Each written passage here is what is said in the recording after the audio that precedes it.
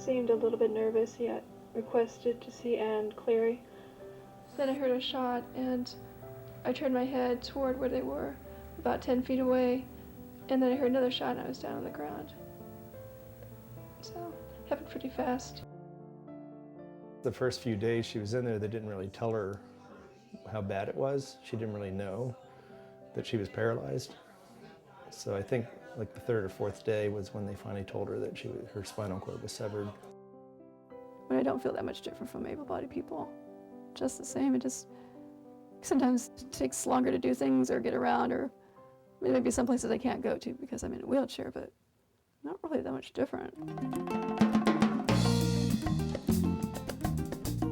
As Miya goes out into the community, and people who had a preconceived notion of what a disabled person is supposed to be like tends to disappear and dissolves into something more profound and more equalizing.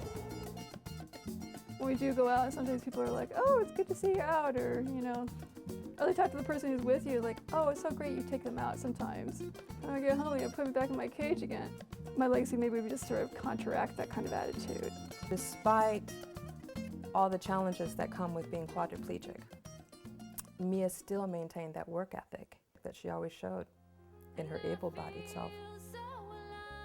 As I learned more and more about the injustices that are going on in Central America, that was being supported by the U.S. government, my government.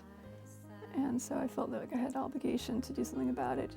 I think having that experience in working on behalf of others who live in such dire circumstances, I think she's got a real life, real world perspective of where we all are. A number of years ago, some of us realized we had to form a commission on disabilities in the city. Miya got drafted, basically, to take an open position. And I was a pretty instrumental member of the core group of people who helped pass a citywide ballot measure called Measure E, and it funds this city program called the Emergency Services Program for people with severe disabilities. So it felt really good to actually manage to get that passed. I just feel kind of a little bit puzzled when people say, oh, you're so brave. It's like, well, what am I brave? How am I being brave? I mean, getting up out of bed and, going out in public, is that being brave? Or, I just want to get along with my life. I just want to do something. I don't want to be staying in bed all day. This is a person who has risen above what could have been pity and, victimhood. Not everybody does that. I think a lot of people have very low expectations of somebody with a disability.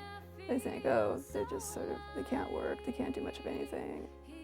People with disabilities can make a contribution towards society, can do some meaningful activism work.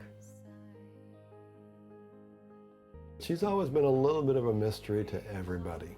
Even her family, even her mother, everybody. She's been a little bit of a mystery.